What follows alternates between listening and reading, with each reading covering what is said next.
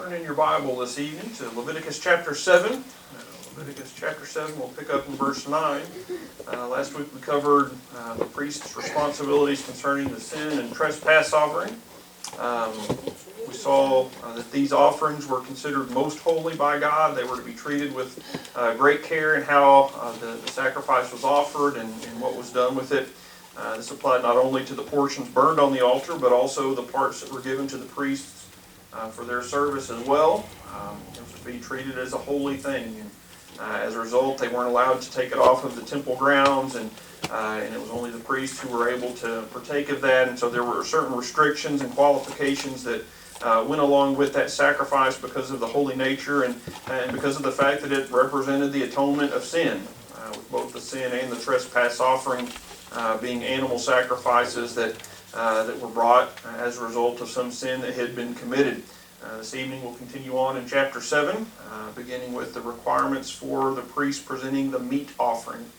So Leviticus chapter 7, beginning in verse 9, the Bible says, "And all the meat offering that is baked in the oven, and all that is dressed in the frying pan and in the pan, shall be the priest's that offereth it. And every meat offering mingled with oil and dry shall all the sons of Aaron have, one as much as another." So here we have instructions for the distribution of the priest's portion of the meat offering, which depends on the form of offering that is given. There were different options when it came to the meat offering. They could bring it prepared, baked, as it said there, in a few different ways, baked in the oven, baked on a plate or a skillet, something along those lines, or fried.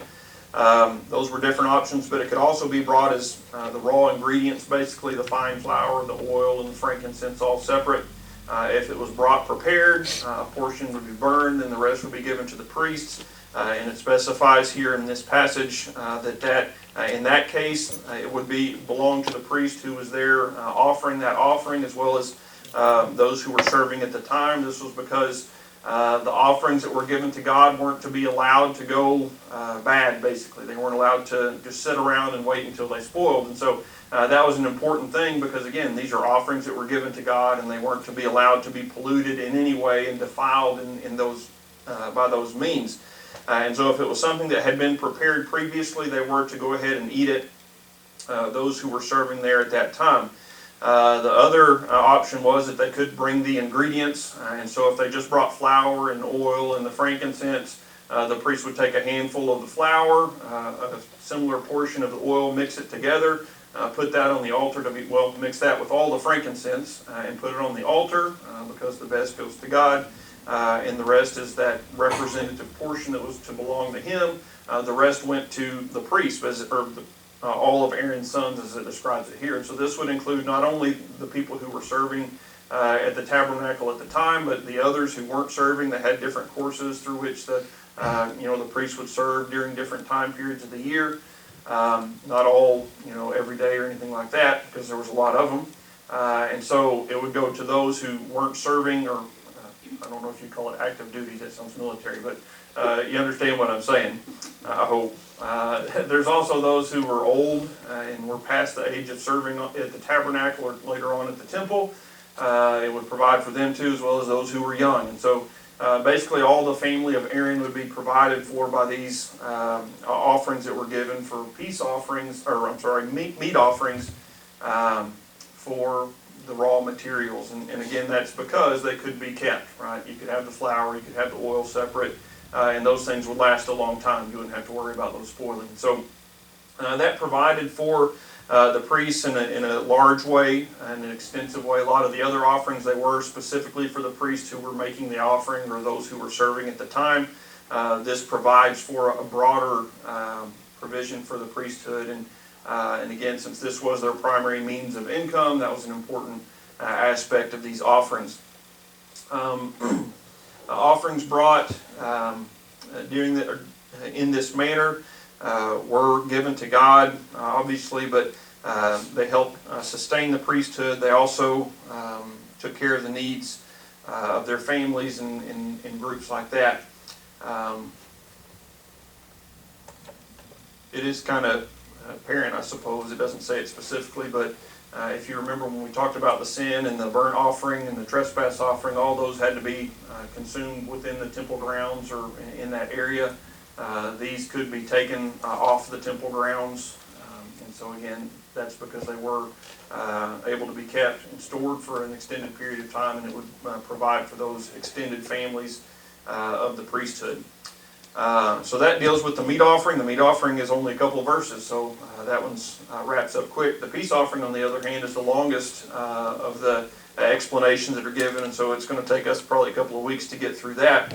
And the peace offering, you may remember from chapter 3 that the peace offering involved a blood sacrifice. And here we have the addition of almost like a meat offering in addition to the blood sacrifice that was to be offered. There were different requirements for the peace offering, or different options regarding it. It could be of the herd, it could be of the flock, so it could be a cow or a bull, or it could also be a lamb or a goat. So there was a lot of options when it came to the peace offering. And if you remember, this was one of the free will offerings, something that could be given.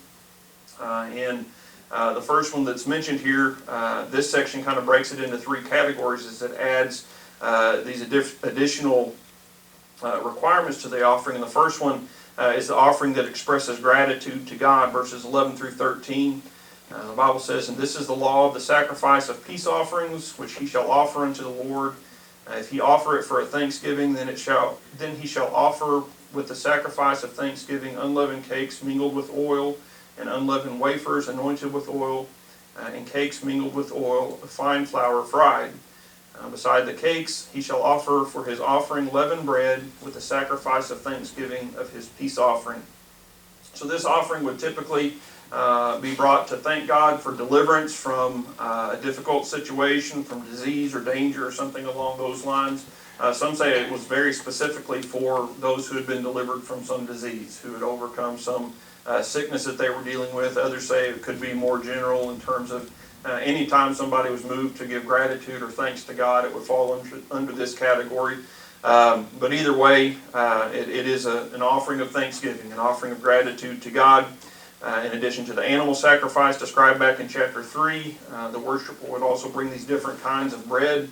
The first three are similar to the meat offering in that they didn't contain leaven. They were the bread mingled with the oil in some way. The first one, the two would be mixed together and would be baked or cooked on a flat plate. The second one, the flour would be mixed with water to make a dough. It would be baked on that plate, and then the oil sprinkled on top. And then the third one was probably something like being fried or boiled in a pan or a pot. Is what we would look at it. So those were the three that were similar to the meat offerings. They were to be offered in one of these, or a portion of these would be offered up upon the altar. The unique part about this sacrifice, or this requirement, was that in addition to the unleavened bread, there was the requirement that leavened bread be brought with this particular sacrifice, the Thanksgiving peace offering. This is the only one that we've covered so far that deals with leaven. Now, back in chapter 2, you may remember that it was very specific about saying nothing leaven should be burned on the altar. And so this would strictly be given to the priests, or a portion of it would be given to the priests. But the idea of the peace offering is, if you remember from the previous chapters, it was fellowship with God. It expressed not that they were trying to gain peace or purchase peace from God by offering an offering. It was a recognition of the peace that they had with God. And so it's a representation of the fellowship that we have with God, or that they had with God. And so it was given in that means, and part of it was a feast. Now, back when we covered it earlier, I mentioned that this was a sacrifice that the people would partake of, not just the priests. Here's where we get that, and where it talks about that a little bit. And so bringing that to the idea of the leavened bread would be more desirable, more pleasant to eat. If you've partaken of the Lord's Supper, you know what unleavened bread, or one version of unleavened bread is like. And so obviously we'd all like to have a big fluffy roll more than we would a flat cake that's kind of crunchy, right? Or at least I would. And so the leaven fits in with the idea of the feast. And And so this is fellowship between God and man. And so the idea is that it should be an enjoyable time, a pleasant time. And so that's probably why leaven was required here. Also, these are some of the primary provisions for the priesthood. And so I'm sure the priests would be thankful for some variety in their diet and not having to have unleavened bread strictly all the time. So this is another one of those things where God is providing for those who are serving Him in that office some of the not only necessities of life, but some of the nice things in life that make life a little bit more enjoyable. So this was a provision for the priest, but also it ties into the feast that was to be enjoyed with this offering or with this sacrifice that was brought. Next we have the portion that's given to the priest, explained verse 14. It says, and of it he shall offer one out of the whole oblation for a heave offering unto the Lord, and it shall be the priest that sprinkleth the blood of the peace offerings. The heave offering is part of the peace offering that refers to a part lifted up. That's what the heave means, that they would lift it up and acknowledge that it was God's. Now, it wouldn't be burned on the altar. Typically, it would be lifted up, acknowledged as God's, and then given to the priest. Particularly in this case, since leaven was involved, that it was forbidden to be on the altar. Their tradition from the time that the second temple was built on, they actually took, the requirement was, this is kind of generic, right? It says this kind of cake, that kind of wafer, and some leavened bread. The tradition from that point in time, the second temple, and it may be what they were doing beforehand, there's no way of really knowing, was that they baked 10 of each kind of bread, and one of each of those was presented to the priest. Here it only seems like there's one out of the whole oblation or the whole offering that's given. The way that I read it, it seems most likely that it was the leavened bread that was given to the priest, because that's the last thing that was mentioned, and that oftentimes would be called the oblation, that unique portion of the offering. So either way, the portion was given to the priest, representing what was to be given to God.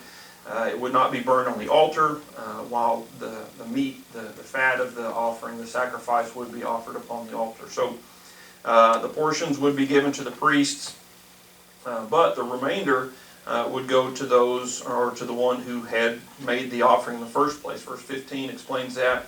It says, and the flesh of the sacrifice of his peace offering for thanksgiving shall be eaten in the same day that it is offered. He shall not leave any of it until the morning. And so the one offering, this particular offering, received most of it back, right? They killed the animal, they took the fatty portions off, that would be burned on the altar. We'll talk about a heave shoulder later, or a wave shoulder here next week probably.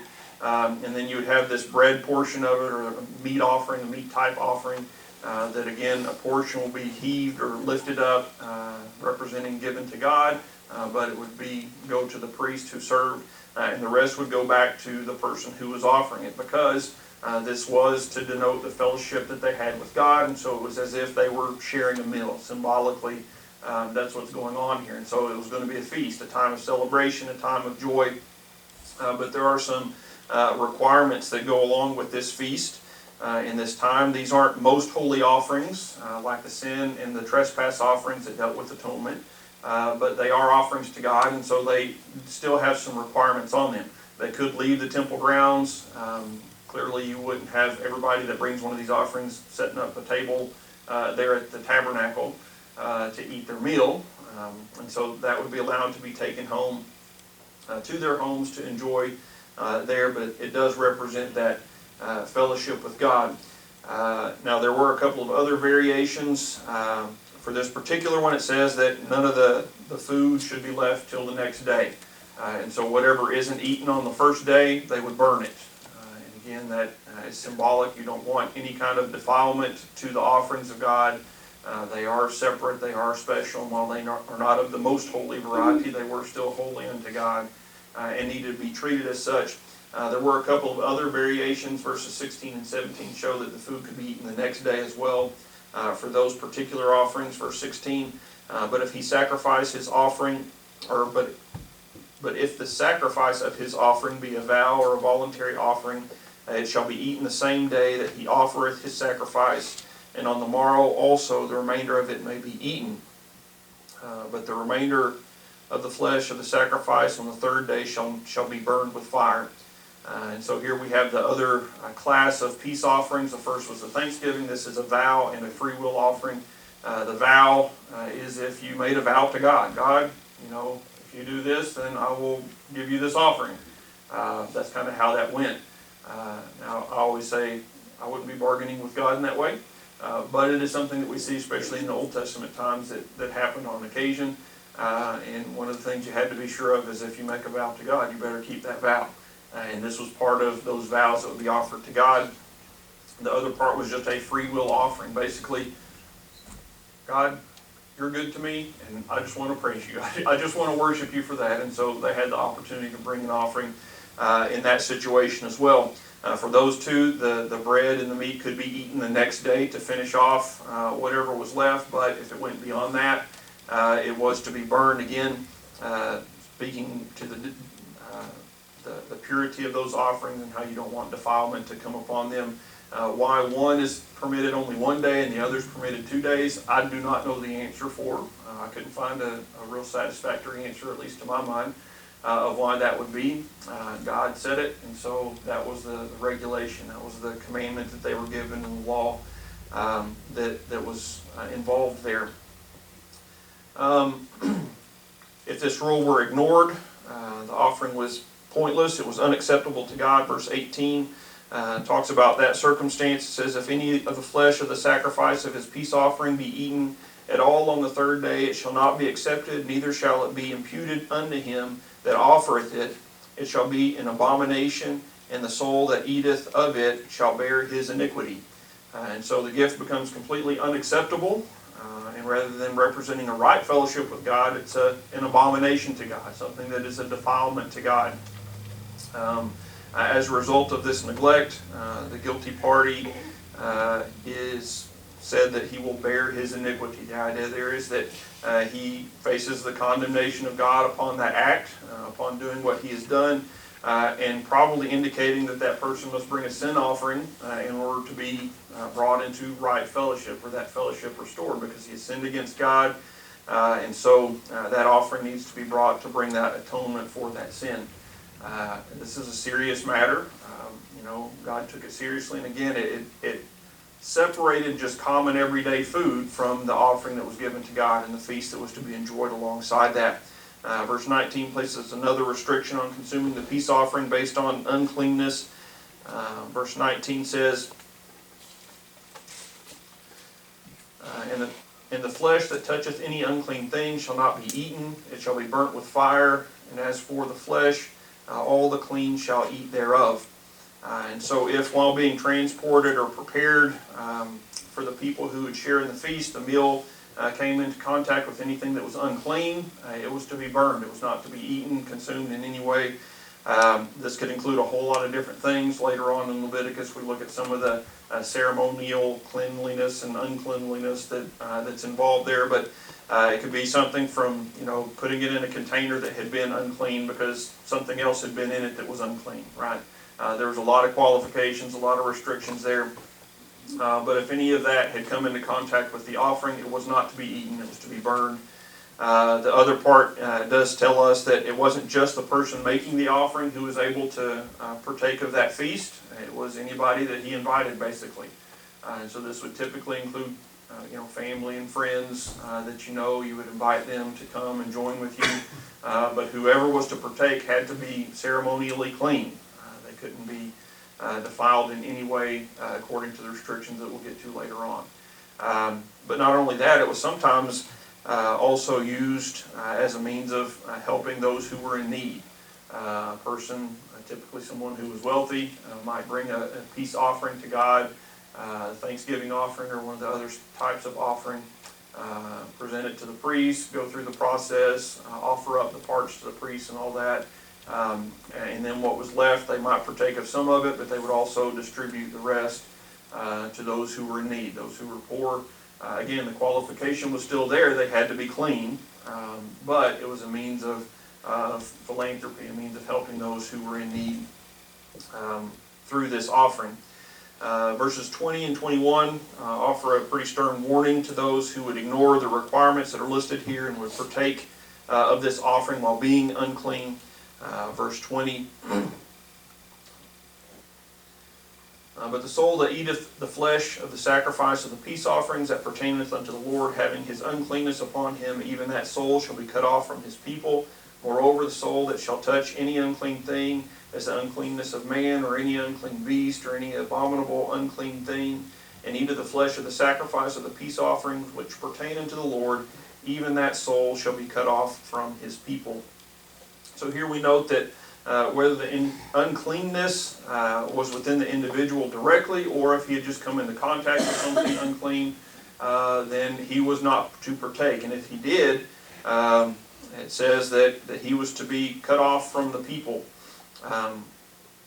This is, again, there's different ideas about what that means. Some say it means execution.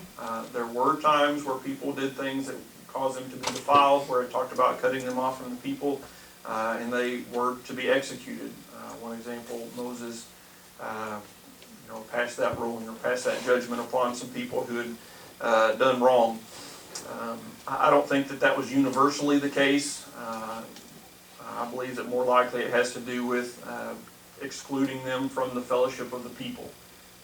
Now, for the Jews, especially during this time period, there were probably many who would say, well, I'd rather just be dead, right? I would rather lose my physical life than lose that connection I have as part of God's chosen people. And so either way, it's not to say that, well, execution would have been worse than removing them from the congregation. For a lot of them, it would not have been worse at all. They would prefer the other, because being removed from the congregation, removed from the people in that sense, they wouldn't have access to the tabernacle or worship or the community in general. They would very much be outcasts, outlaws. And so either way, the punishment is pretty clearly severe. This is something that God takes very seriously as he does all of his worship. And I think it's a good reminder that, just because I say that I'm worshiping doesn't necessarily mean that I am, because I've got to come to God on his terms. God gave his people very specific instructions about this is how you worship me. This is how I am to be praised. And if you fell short of what he required, then it wasn't praise. It wasn't worship to God. It was an abomination. It was an affront to him. And the same is true today. When we don't have the same kind of ceremony, and we certainly don't have the detail of restrictions that they had, we still have to come to God on his terms. We've got to come humbly. We've got to come with repentance and faith. We've got to come in a way that honors him and lifts him up. And if we're failing to do that, then we need to understand that we're not genuinely worshiping God, that he doesn't receive joy when we try to worship him our way instead of the way that he's required. One commentary made the connection, and while it's not really a direct connection, but made the comparison, I guess, between this particular offering and the feast associated with it in the Lord's Supper. Because if you remember in the New Testament, those who ate and drank unworthily of the Lord's Supper were judged. And some of them lost their lives as a result of that. So certainly, God's still serious about his worship. And we need to worship him in a way that's pleasing in his sight. Next week, we should be able to finish up chapter 7. I've been thinking that for the last 3 weeks. We haven't yet, but we'll get there eventually. And some of these more, it continues with the peace offering for a little bit longer on, so we'll get back to that next week. Any questions or comments about the peace offerings or the meat offering?